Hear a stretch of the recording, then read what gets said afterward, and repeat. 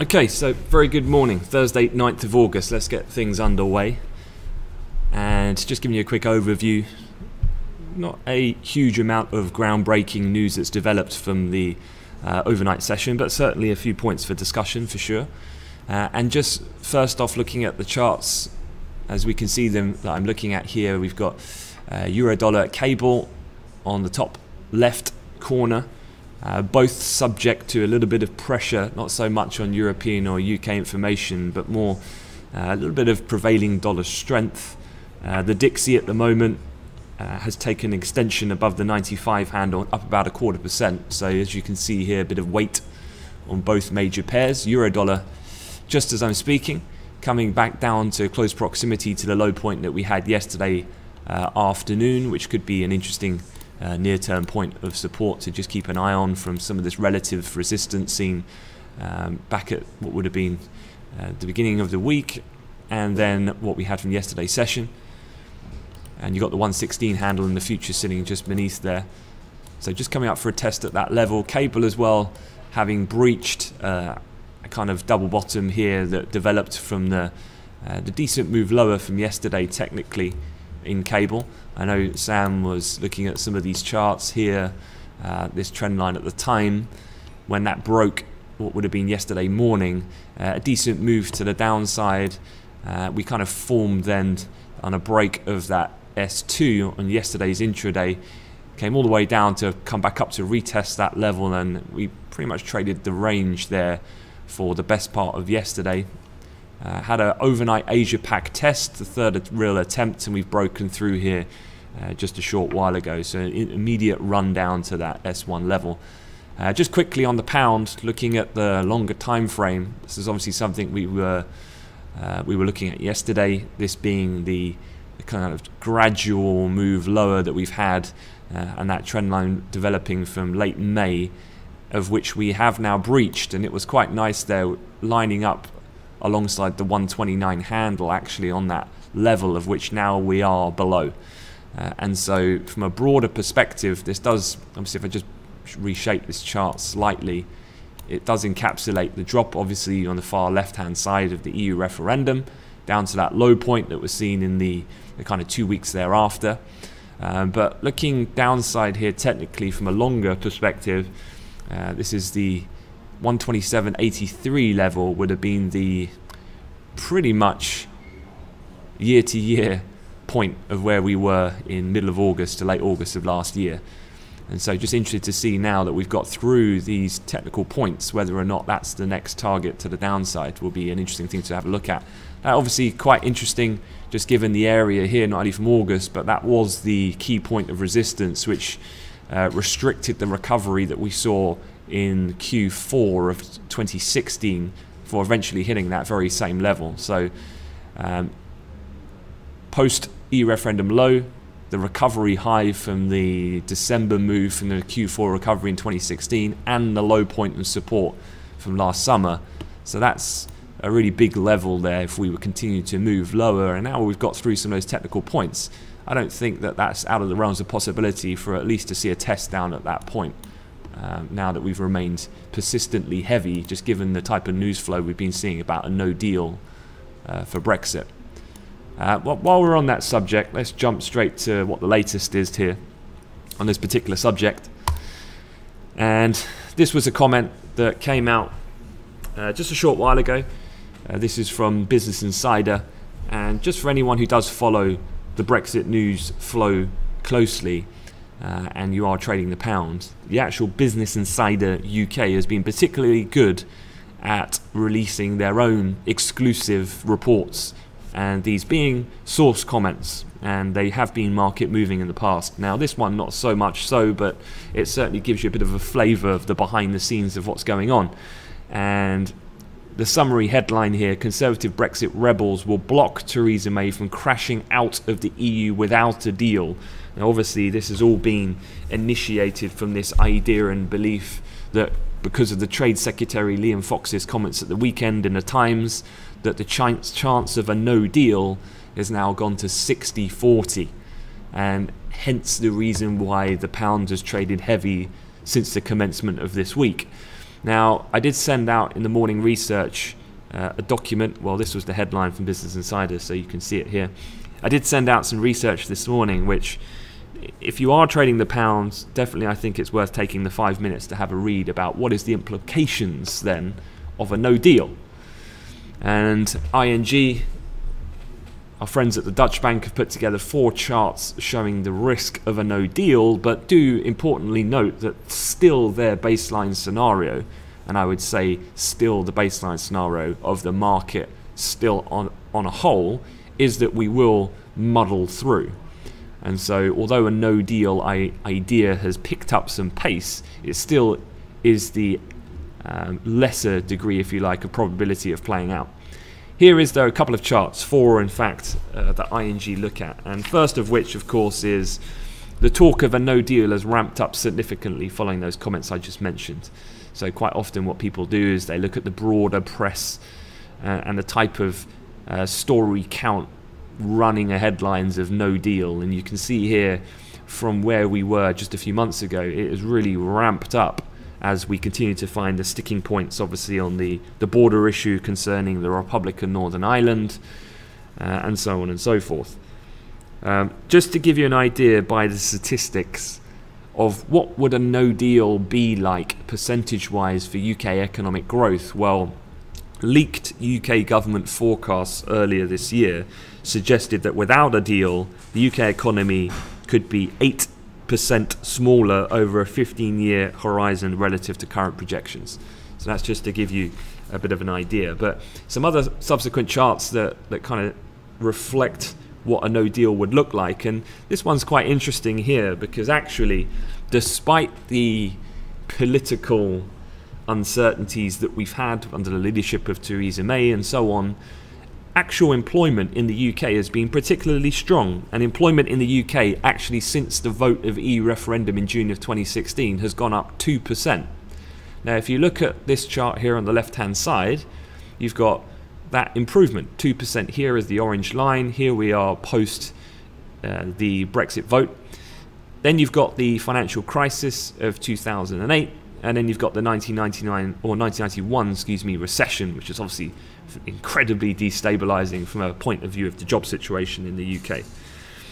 So what we've had thus far is incredibly different to the economic downturns that we've seen in previous big issues that have faced the UK economy. So whilst overall consumer confidence has, though, remained depressed, unemployment expectations remain very low by historical standards. But as time goes on, ING note that it's not unimaginable that a few dramatic newspaper headlines could see consumers cut back on further spending, particularly if individuals begin to become more concerned about their job security. And we know that although we have more recently moved back into real wage growth, this is a very fine line that we've been treading, and with diminished savings rates and so on and so forth, a continuation or further decline in consumer confidence and remaining of spending in a service-driven economy could be highly detrimental then, and consequently change this employment outlook very quickly. The other thing, of course, is a no deal. What does that then mean for trade specifically? It's almost as if we can't get out of the remit of just talking about politics and the Conservative Party and its mismanagement of that we've no one even discusses really the nuances and legality of trade, which is obviously the bigger, more pressing issue if there is going to be a Brexit deal. There's no doubt that a no deal would create significant disruption at the borders, and an obvious point of contention here is Dover, because much of the trade with Europe is done via lorry and the Channel. And if you remember the stat before from what analysis was suggesting, that even just a 2-minute delay at the customs border initiated at Dover would create a nearly 30-mile continuous backlog of lorries every day all the way up into the motorway in Kent, if that was to be the case. So hence the reason why keeping a frictionless border is absolutely pivotal for the functioning of the distribution chain. because that's the other key thing. ING note that 70% of the UK's marine trade with Europe is spread across no less than 9 different British ports. Delays at any of these terminals could have serious ramifications for supply chains on both sides of the channel, as well as the smooth running of northern European ports. So in summary then, what would happen if these supply chains are severely disrupted? Well, that's going to impinge the supply of goods, and the prices are going to soar to the upside. And in a world where consumers are unconfident and already pushed, household incomes have been squeezed post-referendum, this could be dramatically destabilizing then for the UK economy, of course. The other thing in the final chart that they look at here is the tightening of financial conditions. And things have been so good so far, but a sudden elevation in uncertainty could spark quite a severe period of risk off, which could lead then to credit spreads widening and a pickup in volatility, and so on and so forth. So the final thing, of course, is what would be the prospect of the pound. Now, just quickly looking at the pound, you remember we were looking at, I think Sam was at the beginning of the week, there was Credit Agricole, kind of batch of other mainstream banks that were making calls about what does a no-deal Brexit mean. Well, let's just have a look if percentage-wise, if I just get a... So if we were to go from where we are at the moment, a lot of the calls were talking about 10% decreases, and certainly the big level that you'd be eyeing in that situation if there was going to be a no deal, and if it was going to materially head that way, of which I think certainly there's a lot more worse to come, then that 120.52, obviously the real defined level of the post-referendum period, that's the really big one. And 120. Could we get down there? Well, really what you need is that these self-imposed deadlines, I think, with this October, which is now the goalposts have moved to November for Theresa May's white paper to really be accepted by Europe, I think that's going to be difficult. And what's happening here, and I think the reason why the pound has remained heavy all the way since that, you know, it's incredible to think that it was only a few months ago we were up at 145 and here we are down sub 129, is that I do think there's more pain to come for the pound.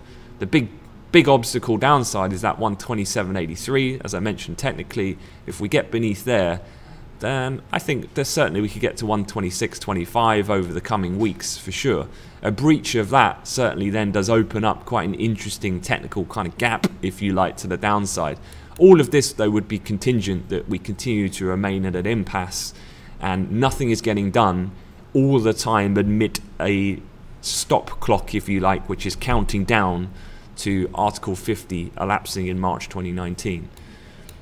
So although I definitely would be a buyer of the pound at a certain point, I do think there's some more pain to come for the currency at this particular point in time. Now, a lot of people say, well, a weaker pound is good, right? Weaker pound lifts the FTSE to record highs.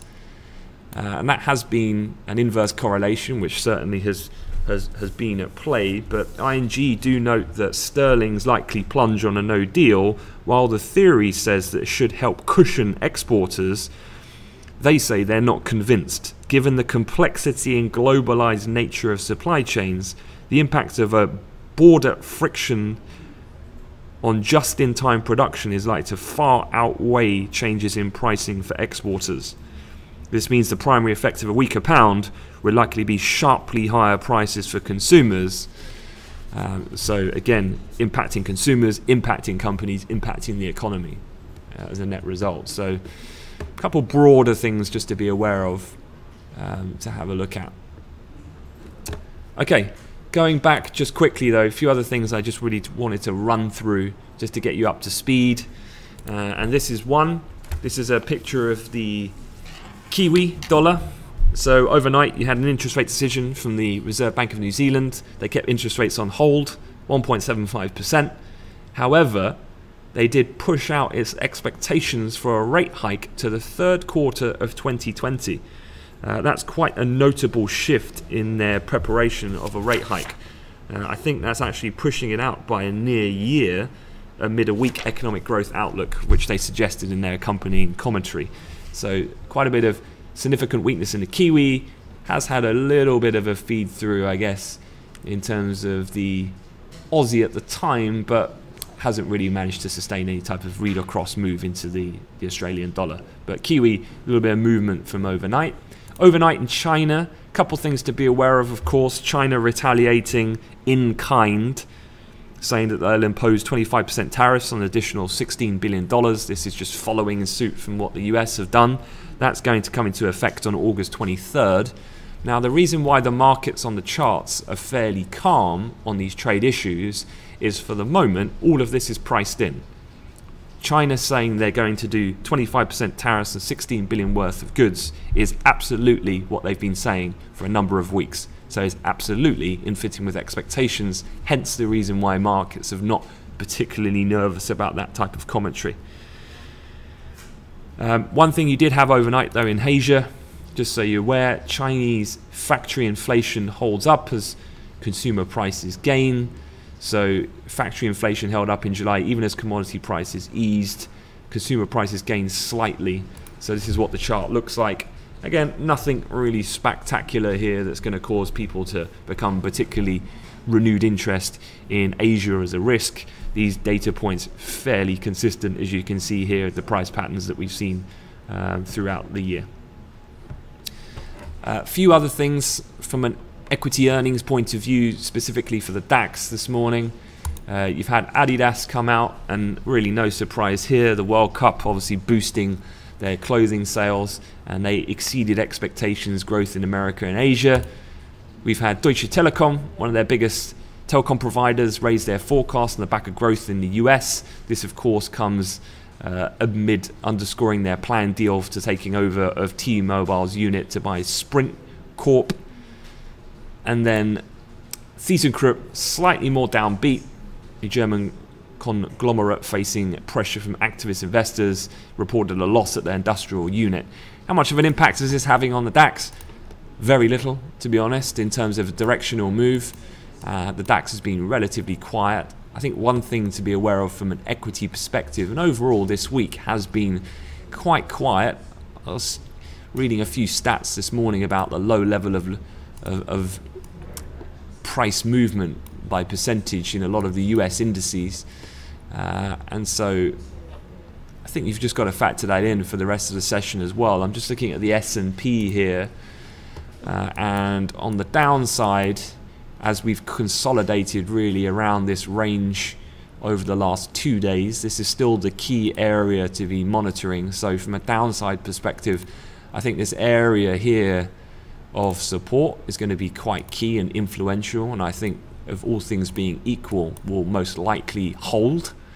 So if you're looking at a range play potentially for them to move to push back up higher to the extremity of the upper bound of that range from Tuesday and Wednesday session at 62.5. Now start looking at that on a daily continuation chart.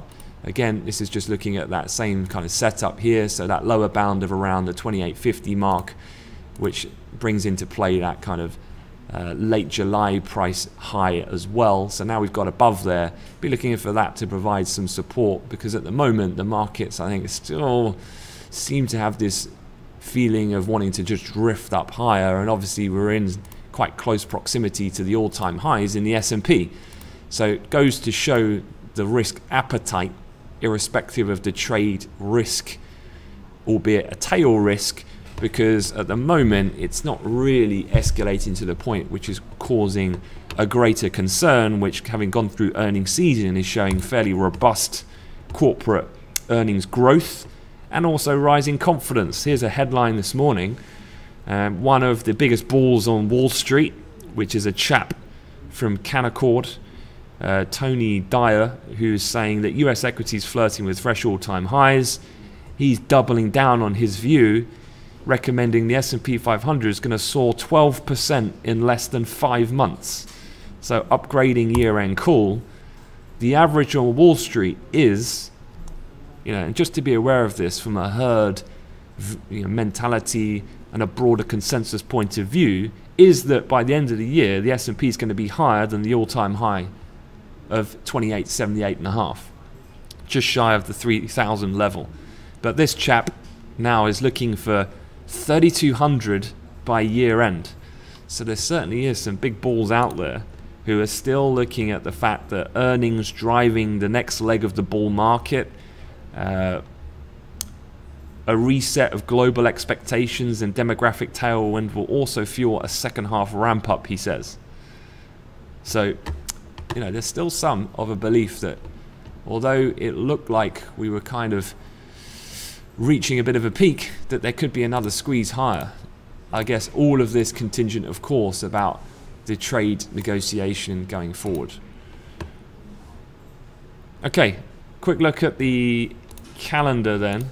And before I do that though, I did want to have a quick look at oil, because we've got a new group of interns in with us at the moment, and they saw the WTI or the DOE crude oil inventories for the very first time. And obviously some of the questions that came were, you know, how do you approach trading this type of data?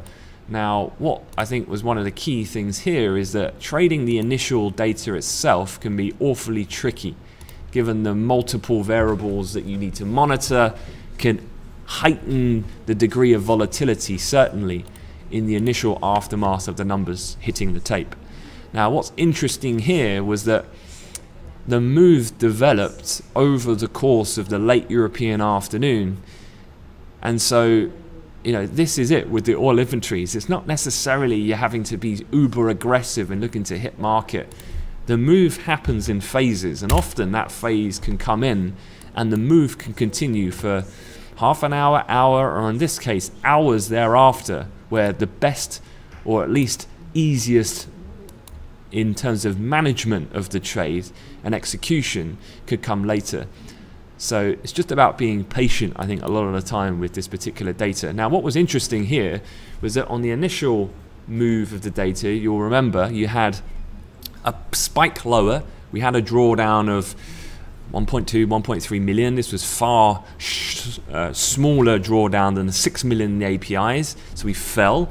But then that US output was down 0.92%, which is almost double the kind of average increment over a longer period of what we normally see from a percentage change. And certainly big drops like that are quite uncommon. And so we saw a spike back up, but then the prevailing move was back down. And so again, identifying just these key levels to the downside as to where then next could the price movement go is what's particularly key. So the market does tend to respond very well to these technical points when you're looking at trading this particular data, because people are trading the momentum, the kind of fast money move, so looking at best and most opportune point of exit when they're in the short. And so you can see, if you were looking at this on a much longer dated candlestick, but a more closer defined timeline, you know, the market really does respond on these previous levels. So ahead of time, it's about doing your due diligence, identifying those, looking at where is going to be the points of which the market's going to look to exit.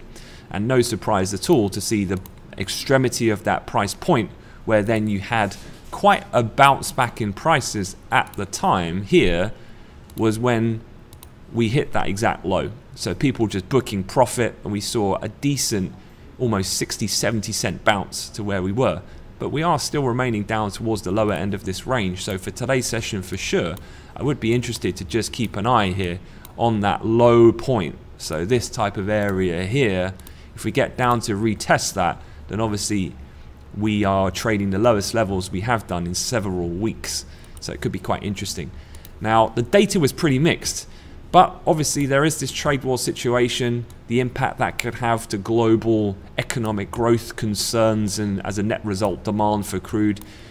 All these things in play, with obviously things like the OPEC agreement of extension of crude output also. So oil definitely is worth keeping an eye on that lower bound price point from yesterday. Similarly, what looked very interesting was RBOB gasoline. Now, just looking at the futures here of gasoline, we are, as I speak, and I would be looking at this in tandem with trying to gauge the momentum of any downward movement in oil, we're testing a key level here. So that low from yesterday, post the inventory data, is having a look at right now. And if we look at this on a broader time frame,